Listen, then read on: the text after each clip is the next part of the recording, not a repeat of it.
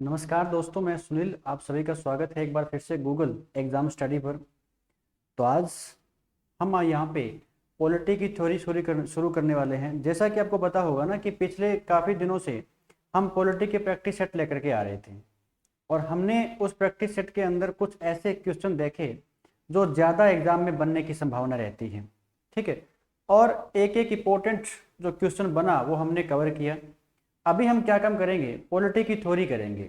और थ्योरी के अंदर हमारा जो पहला चैप्टर रहने वाला है वो हम करेंगे संविधान, कि भारत का जो संविधान है वो कैसे बना, संविधान क्या है, संविधान को बनाने की जरूरत क्यों पड़ी थी और किसने बनाया था संविधान को, कौन कौन से मिशन भारत में भेजे गए थे और किस मिशन के तहत एक संविधान सभा का निर्माण हुआ और उस संविधान सभा ने ही क्या काम किया था कि भारत के संविधान का निर्माण कैसे किया था। यानी आज हम कौन सी टॉपिक को देखने वाले हैं, आज हम पढ़ेंगे कि भारत का जो संविधान है वो कैसे बना था, कि संविधान क्या है और संविधान बना कैसे और इसको बनाने की जरूरत क्यों पड़ी थी। ठीक है, अब आपको पता होगा कि जब ब्रिटिश भारत की बात करोगे तो ब्रिटिश भारत में अगर हम 1947 की बात करें, 1947 की, तो जब हमारा भारत आज़ाद हुआ उस समय से पहले एक सेकेंड वर्ल्ड वॉर भी होता है, द्वितीय विश्व युद्ध भी हुआ और उससे पहले कुछ ऐसे अधिनियम भी पारित किए गए थे ब्रिटिश के द्वारा जो भारत के अंदर अपने अपने नियम और कानून लागू किए हुए थे। अब जब सेकेंड वर्ल्ड वॉर की समाप्ति हो जाती है 1945 के अंदर, तो उस समय ब्रिटिश लोगों को यानी अंग्रेजों को यह एहसास हो गया था कि भारत के लोग अब इतने सक्षम हो चुके हैं कि वो अपने देश को खुद चला सकते हैं, लेकिन उनके साथ में एक ऐसा प्रूफ यानी एक ऐसी प्रक्रिया होनी चाहिए कि जिसके आधार पर वे अपने देश को चला सके। तो अगर हम देखें कि संविधान क्या है तो हम ऐसा कह सकते हैं कि भारत का जो संविधान है वो सबसे बड़ा लिखित भी है, या मैं कह दूं कि संविधान जो है वो संविधान नियमों व नियमों व उपनियमों का एक लिखित दस्तावेज है। उपनियमों का एक लिखित दस्तावेज होता है और ये उपनियम और उपनियमों का लिखित दस्तावेज का मतलब हुआ कि संविधान हमें ये बताता है कि देश में जो सरकार बनेगी, यानी इन्हीं से हमें पता लगता है कि जो देश में जो सरकार बनेगी इस सरकार का संचालन कैसे होगा। ठीक है, देश के अंदर नियम और जो कानून है, या मैं कह दूं कि नियम और कानून जो है ये कौन बनाएगा, नियम और कानून कौन बनाएगा और जो कानून बनाएगा तो इन कानून को लागू कौन करवाएगा, लागू कौन करवाता है। हमारे देश में जो पार्लियामेंट बनेगी, जो संसद बनेगी, वो कैसे बनेगी, देश के अंदर जो न्यायपालिका होगी वो कैसे काम करेगी और न्यायपालिका में जो मेंबर होंगे उनको किस प्रकार से निर्वाचित किया चुना जाएगा। और जो राज्यों की अगर बात करें तो जो राज्य विधानमंडल होते हैं वो कैसे बनेंगे, राज्य विधानमंडल कैसे बनेंगे। ठीक है, प्रधानमंत्री और मंत्री परिषद कैसे बनेंगे, ये किस प्रकार से बनते हैं। यानी इस पूरी प्रोसेस का हमें कहां से पता लगता है, तो हमें पता लगता है हमारे भारत के संविधान से। हमारे संविधान में बिल्कुल साफ तौर पे लिखा गया है कि देश के अंदर जो सरकार बनेगी वो सरकार कैसे बनेगी, सरकार का जो संचालन होगा वो किन लोगों के द्वारा किया जाएगा, समाज में जो निर्णय लेने की पावर होगी वो किसके पास में होगी, अंतिम निर्णय किसका सर्वमान्य होगा। ये सभी बातें संविधान के अंदर लिखी गई है और आज हमारा देश संविधान के अनुरूप चल रहा है। कहने का मतलब संविधान बनाने की प्रक्रिया शुरू हुई थी संविधान सभा के द्वारा। अब हमें यह देखना है कि संविधान सभा की सबसे पहले जो मांग उठी थी वो कैसे उठी थी, किन लोगों के द्वारा संविधान सभा की मांग की गई थी, संविधान बनाने की जरूरत क्यों पड़ी, ये हमने देखा मान लीजिए कोई भी एक समुदाय है और उस समुदाय के अंदर विभिन्न प्रकार के या विभिन्न जातियों के लोग रहते हैं। जाहिर सी बात है कि उन सभी के अंदर एकता बनना स्वाभाविक नहीं होगी। यानी अगर कहीं पर कोई नियम बनेगा तो कुछ लोग उसके पक्ष में भी होंगे, कुछ इसके विपक्ष में भी होंगे, कहीं कहीं पर भेदभाव भी होगा। यानी इन सभी को एक कैसे किया जाएगा, तो ये तय करता है भारत का संविधान। संविधान के अनुसार ही आज हमारा देश चल रहा है। तो संविधान बनाने की प्रक्रिया शुरू हुई थी संविधान सभा से। संविधान सभा कैसे बनी थी वो हमें देखना है। अगर हम देखें कि सबसे पहले जो संविधान सभा है, सबसे पहले अगर हम देखें कि हमारी जो संविधान सभा बनी थी वो कैसे बनती है, और इस संविधान सभा की जो मांग है वो सबसे पहले किसके द्वारा की गई थी।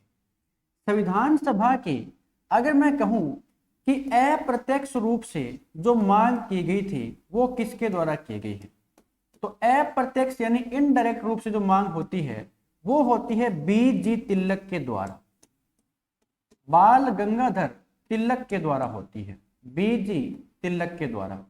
ये टाइम कब का रहेगा, 1895 की समय था, और इनका एक विधेयक आया था, स्वराज विधेयक, स्वराज विधेयक, और इसी के माध्यम से इन्होंने सबसे पहले यहां पर 1895 के अंदर संविधान सभा की मांग की थी।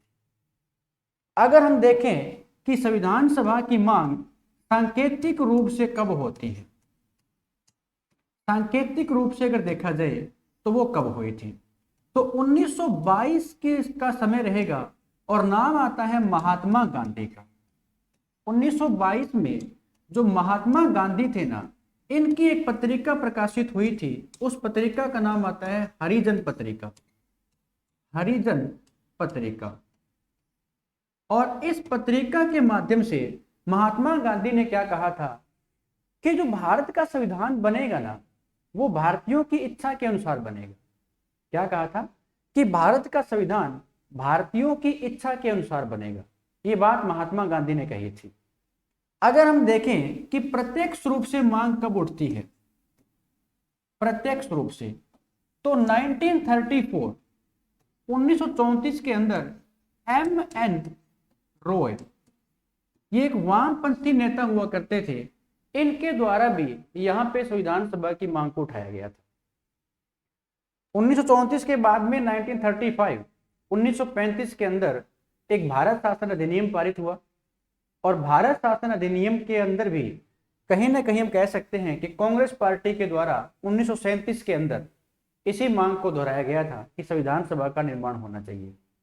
इसके बाद में 1938 में पंडित नेहरू ने एक बात कही थी। पंडित नेहरू ने क्या कहा था, पंडित नेहरू ने यह कहा कि जो संविधान सभा बनेगी, कि भारत का संविधान कौन बनाएगी, संविधान सभा बनाएगी, लेकिन वो संविधान सभा के अंदर जो मेंबर होंगे वो मेंबर वयस्क मताधिकार के आधार पर निर्वाचित होंगे, और जो भारत का संविधान बनेगा हमें इसमें किसी भी बाहरी देश का हस्तक्षेप नहीं चाहिए। देश का संविधान खुद संविधान सभा करेगी, और संविधान सभा के अंदर जो मेंबर होंगे वो होंगे हमेशा वयस्क मताधिकार के आधार पर निर्वाचित, वही बनाएंगे देश का संविधान। और इसी पंडित नेहरू की जो बात थी इसको नाम दिया गया था अगस्त प्रस्ताव, अगस्त प्रस्ताव, और इसे 1940 में स्वीकार किया गया था, 1940 में स्वीकार किया गया था। कहने का मतलब जो संविधान सभा बनी थी वो अगर सही रूप में देखा जाए तो औपचारिक रूप से संविधान सभा का जो निर्माण हुआ था वो अविभाजित भारत के अंदर हुआ था, यानी उस समय भारत का विभाजन नहीं हुआ था। अगर सही रूप में देखें तो संविधान सभा का निर्माण हुआ था कैबिनेट मिशन की सिफारिश पर, लेकिन क्या उससे पहले भी कोई मिशन भारत के अंदर आए थे? आए थे, बहुत सारे आए थे। क्या क्या प्रक्रिया हुई थी वो हमें देखना है। यानी संविधान सभा के जो कैबिनेट मिशन है उससे पहले कौन सा मिशन आता है, तो उससे पहले 1942 के अंदर एक मिशन आएगा, लेकिन उससे पहले एक अधिनियम पारित हुआ था भारत शासन अधिनियम 1935। भारत शासन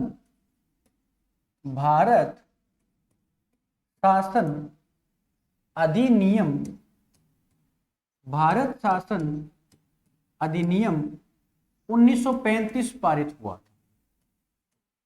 ठीक है, इसे क्या कहा जाता है?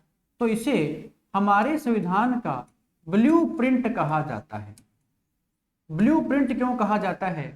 क्योंकि हमारे संविधान पर सबसे ज्यादा जो प्रभाव हुआ है वो किसका हुआ है? भारत शासन अधिनियम 1935 का हुआ है।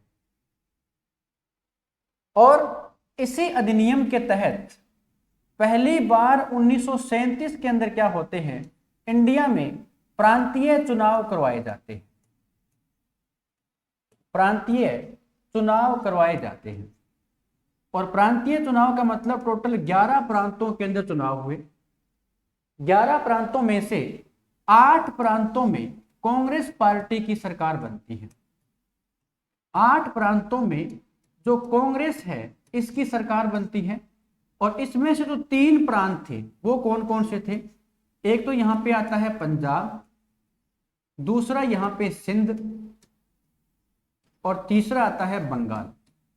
यहां पर अलग अलग पार्टियों की सरकार बनती है। तो 8 प्रांतों में अगर कांग्रेस पार्टी की सरकार बनी है तो बहुमत यानी मेजोरिटी किसके पास में है? कांग्रेस पार्टी के पास में। इधर आपको पता होगा 1939 1939 से 1945 तक ये क्या चलता है? तो द्वितीय विश्व युद्ध चला था। द्वितीय विश्व युद्ध यहां पे चलता है, द्वितीय विश्व युद्ध। ठीक है, इस द्वितीय विश्व युद्ध के अंदर 1939 1939 के अंदर भारतीयों को बिना पूछे शामिल कर लिया गया था। यानी किसी भी कांग्रेस के नेता से या किसी भी भारतीय से यह नहीं पूछा गया था कि हम आपको सेकेंड वर्ल्ड वॉर में शामिल कर रहे हैं। हालांकि भारतीयों का कोई उद्देश्य नहीं था कि हम इस युद्ध के अंदर शामिल हो। तो इस बात से नाराज हुआ था पूरा कांग्रेस मंत्रिमंडल। और जहां पर सरकारें बनी हुई थी 8 प्रांतों के अंदर, कांग्रेस मंत्रिमंडल ने अपना इस्तीफा सौंप दिया था। ठीक है, और ये जो इस्तीफा है कब दिया गया था? तो 15 नवंबर 1939 पूरे कांग्रेस मंत्रिमंडल ने अपना इस्तीफा दे दिया था। और इसी इस्तीफे को जो मुस्लिम लीग थी ना, इसने बनाया था मुक्ति दिवस के रूप में। मुस्लिम लीग ने इसे मुक्ति दिवस के रूप में मनाया था। और ये मुक्ति दिवस का मतलब 22 दिसंबर 1939 का ही समय रहेगा। कांग्रेस मंत्रिमंडल ने इस्तीफा कब दिया है? तो 15 नवंबर 1939 को दिया है। और कांग्रेस मंत्रिमंडल के इस्तीफे को मुस्लिम लीग ने मुक्ति दिवस के रूप में कब मनाया है? तो 22 दिसंबर 1939 को मनाया। ठीक है, कहने का मतलब सेकेंड वर्ल्ड वॉर में बिना पूछे भारतीयों को कैसे शामिल कर लिया गया, इस बात से कांग्रेस पार्टी नाराज हो जाती है और कांग्रेस मंत्रिमंडल ने अपना इस्तीफा सौंप दिया था। इधर अगर हम बात करें भारत शासन अधिनियम 1935, इसके बारे में पंडित नेहरू ने एक बात कही थी। पंडित नेहरू ने क्या कहा था कि यह अनेक ब्रेकों वाली इंजन रहित गाड़ी है। ये किसने कहा था? पंडित नेहरू ने, कि बिना ब्रेकों वाली अनेक, या मैं कह दूं कि अनेक ब्रेकों वाली बिना इंजन या इंजन रहित गाड़ी है। किसने कहा? पंडित नेहरू ने। इधर अगर हम बात करें मोहम्मद अली जिन्ना की, तो जिन्ना ने इस अधिनियम के बारे में क्या कहा था? तो जिन्ना ने इसे पूर्णतः सड़ा हुआ और मूलतः ऐसे कह सकते हैं कि बुरा कहा। किसके बारे में? भारत शासन अधिनियम के बारे में। लेकिन सबसे ज्यादा प्रभाव किसका पड़ा था? भारत शासन अधिनियम 1935 का पड़ा था। इसी के आधार पर बहुत कुछ परिवर्तन इंडिया के अंदर किया गया था। इसी के आधार पर दिल्ली में फेडरल कोर्ट की स्थापना होती है। इसी के आधार पर भारत में पहली बार प्रांतीय चुनाव करवाए गए थे 1937 के अंदर, और यह सिस्टम वहां पे हुआ था।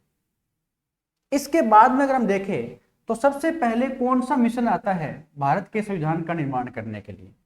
तो हम पर सबसे पहले जो मिशन आएगा उसका नाम आता है क्रिप्स मिशन। यानी जो क्रिप्स मिशन है ये सबसे पहले भारत का संविधान का निर्माण करने के लिए भारत में आया था। कब आता है? 1942 के अंदर आया था।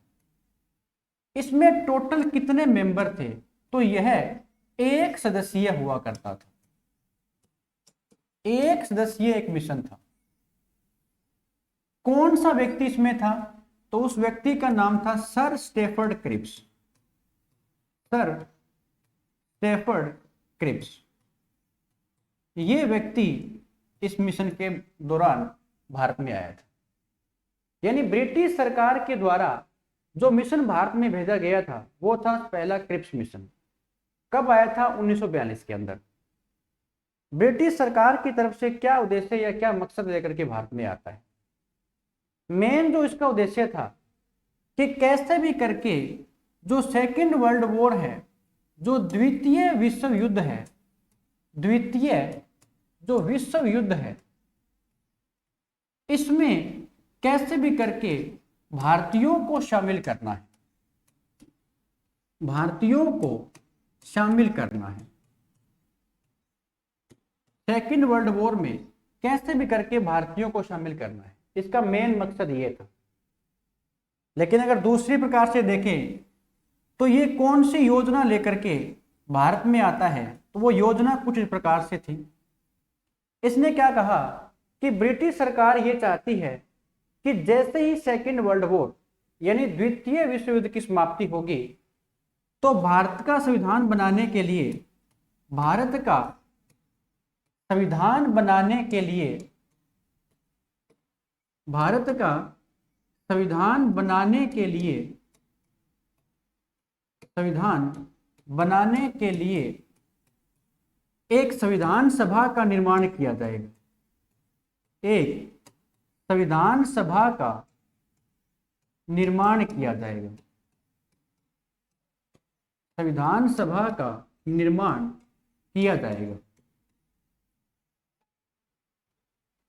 और इस संविधान सभा के अंदर जो ब्रिटिश प्रांत है, इस संविधान सभा में ब्रिटिश प्रांतों के प्लस जो देसी रियासतें हैं, देसी जो देसी रियासत है, उनके प्रतिनिधि भी शामिल होंगे। दोनों के जो प्रतिनिधि है उनको शामिल किया जाएगा। और ये जिस संविधान को बनाएगी उस संविधान को ब्रिटिश सरकार जो है वो आसानी से स्वीकार कर लेगी। लेकिन एक शर्त रहेगी। वो शर्त कौन सी थी? वो ये थी कि अगर मान लो किसी भी ब्रिटिश प्रांत को, किसी भी ब्रिटिश प्रांत को या देसी रियासत को, या देसी रियासत को अगर ये संविधान पसंद नहीं आता है, अगर ये संविधान को लाइक नहीं करेंगे, तो इन लोगों को अपना संविधान अलग से बनाने की अनुमति दी जाएगी। यानी इनके पास में भी एक ऐसा अधिकार होगा कि ये अपने लिए एक अलग संविधान का निर्माण करें। और दूसरा क्या था? ब्रिटिश सरकार जो है इस संविधान सभा के साथ में एक ऐसी संधि करेगी कि जब तक नवनिर्मित यानी नया संविधान बनकर तैयार नहीं हो जाता, तब तक ब्रिटिश सरकार की ये गारंटी रहेगी कि वो भारत की सुरक्षा करेगी, भारत को प्रोटेक्शन देने का काम ब्रिटिश सरकार करेगी।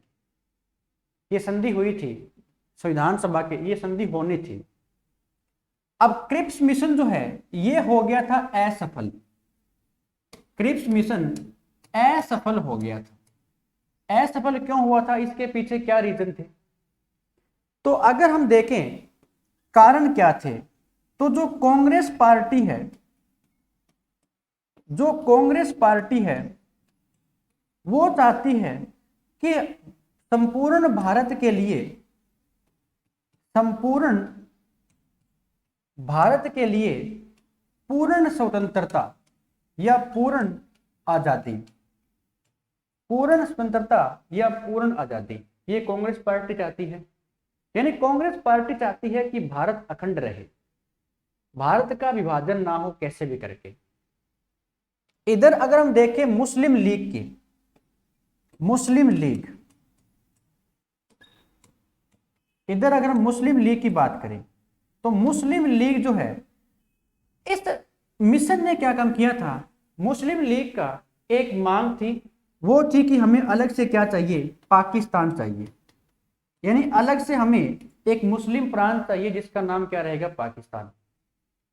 लेकिन इस पाकिस्तान वाली मांग को कहीं ना कहीं हम ऐसा कह सकते हैं कि सही रूप में नहीं अपनाया गया था इस मिशन के द्वारा। इसलिए कांग्रेस मंत्रिमंडल यानी महात्मा गांधी ने इसके बारे में क्या कहा था कि ये पोस्ट डेटेड चेक है। महात्मा गांधी ने इस मिशन के बारे में क्या कहा था, तो महात्मा गांधी ने इस मिशन के बारे में कहा था कि यह पोस्ट डेटेड चेक है, पोस्ट डेटेड चेक है। और ये अस्वीकार हो गया, यानी ये असफल हो जाता है। इधर मुस्लिम लीग ने इसको अस्वीकार कर दिया, इधर कांग्रेस मंत्रिमंडल ने इसको अस्वीकार कर दिया। क्रिप्स मिशन जो हो जाता है ना, यहाँ पे असफल हो जाता है। असफल होने के रीजन क्या थे और ये किस योजना से भारत के अंदर आया था, मेन मकसद क्रिप्स मिशन का क्या था, कैसे भी करके भारतीयों को सेकेंड वर्ल्ड वॉर, द्वितीय विश्व युद्ध के अंदर शामिल करना था। ये इसका मेन मोटिव था, यानी मेन मकसद ये था इसका। लेकिन ऐसा करने में ये मिशन क्या हो जाता है, असफल हो जाता है। इस मिशन के असफल होने के साथ में ही, यानी इसी के विरोध में जो क्रिप्स मिशन है, जो क्रिप्स मिशन है, ये क्रिप्स मिशन जब असफल हुआ, क्रिप्स मिशन जब असफल हुआ तो इसके विरोध में क्या होता है, एक आंदोलन शुरू होता है और उस आंदोलन का क्या नाम था, भारत छोड़ो आंदोलन। भारत छोड़ो आंदोलन। भारत छोड़ो आंदोलन जब शुरुआत हुआ तो इसी समय महात्मा गांधी के द्वारा एक नारा दिया गया था कि करो या मरो, करो या मरो। ये नारा किसने दिया था, महात्मा गांधी ने दिया था। कौन से आंदोलन के समय दिया था, तो ये भारत छोड़ो आंदोलन। कब शुरू हुआ था, 1942 के अंदर, 9 अगस्त 1942 को। अगर पूछे कि इस आंदोलन के समय भारत के वॉइसरॉय कौन थे, भारत के वॉइसरॉय कौन थे, तो वो रहेंगे लॉर्ड लिंथिगो, लिंथिगो। ये इस समय भारत के वॉइसरॉय हुआ करते थे। जैसे ही आंदोलन शुरू हुआ तो कांग्रेस पार्टी के जितने भी जो नेता थे उन सभी को क्या काम कर दिया गया था, गिरफ्तार कर लिया गया था। और गिरफ्तार कर करके अलग अलग जेलों में बंद कर दिया गया था, अलग अलग जेलों में बंद कर दिया गया था। भारत छोड़ो आंदोलन। अब जितने भी कांग्रेस के बड़े दिग्गज नेता हुआ करते थे सभी को गिरफ्तार कर लिया गया है, अलग अलग जेल के अंदर डाल दिया गया है इनको। ठीक है, तो अब हमें क्या चीज देखनी है इसके अंदर कि जो क्रिप्स मिशन है ये तो हो गया असफल। इसके विरोध में कौन सा आंदोलन शुरू हुआ, भारत छोड़ो आंदोलन। नेक्स्ट ऐसा कौन सा मिशन आएगा जिस मिशन के तहत संविधान सभा का निर्माण किया जाएगा, तो नेक्स्ट जो मिशन आएगा वो आता है Cripps mission. Cripps mission, Cripps mission जो है ये 1946 के अंदर भारत में आएगा। क्योंकि अगर हम बात करें क्रिप्स मिशन की तो 1939 से 1945 के बीच में सेकेंड वर्ल्ड वॉर चला था, द्वितीय विश्व युद्ध चला था। सेकेंड वर्ल्ड वॉर की समाप्ति होने के साथ में ही इधर जब ब्रिटेन में इलेक्शन होते हैं और इलेक्शन हुए तो लेबर पार्टी से वहां के प्राइम मिनिस्टर बनते हैं सर क्लीमेट एटली। और क्लीमेट एटली ने अपने ही कैबिनेट से 3 लोगों का चयन किया और उनको कैबिनेट मिशन का नाम देकर के भारत में भेज दिया। यानी क्लीमेट एटली चाहते हैं कि भारतीयों को या भारत को अब हम कैसे भी करके आजाद कर देंगे। ये लोग इतने सक्षम हो चुके हैं कि अपने संविधान को खुद ये बनाएंगे और अपने देश को खुद चलाएंगे। कैबिनेट मिशन ही वो मिशन था जिसके तहत संविधान सभा बनी और उसी संविधान सभा ने भारत के संविधान का निर्माण किया। तो आज के लिए स्टूडेंट्स इतना ही रहेगा। कल हम क्या देखेंगे कि कैबिनेट मिशन भारत में कब आया, कितने व्यक्ति आए थे, कौन कौन थे, कौन इसका अध्यक्ष था, किस किस प्रकार की योजना लेकर के भारत के अंदर आए थे। तो आज हमने बिल्कुल बेसिक से शुरू किया है पॉलिटी को, और हम देख रहे हैं कि भारत का संविधान कैसे बना, क्या है संविधान। पूरी प्रक्रिया जो रहेगी वो 2 या 3 लेक्चर के अंदर हम पूरी करेंगे। ठीक है, तो मैं उम्मीद करता हूं कि आज का जो करवाया है वो आपको अच्छे प्रकार से समझ में आ गया होगा। अगर समझ में आया है तो इस वीडियो को ज़्यादा से ज़्यादा शेयर कर दिया करो, और इसी प्रकार से कंटिन्यू क्लासें आपकी रहेगी पॉलिटी की, और डेली हम इसी प्रकार से करते चले जाएंगे पॉलिटी की थ्योरी। ठीक है, तो कल हम देखते हैं इससे आगे का लेक्चर कि कैबिनेट मिशन कैसे आया और संविधान सभा कैसे बनी। ठीक है, तो आज के लिए स्टूडेंट्स इतना ही। थैंक यू, धन्यवाद।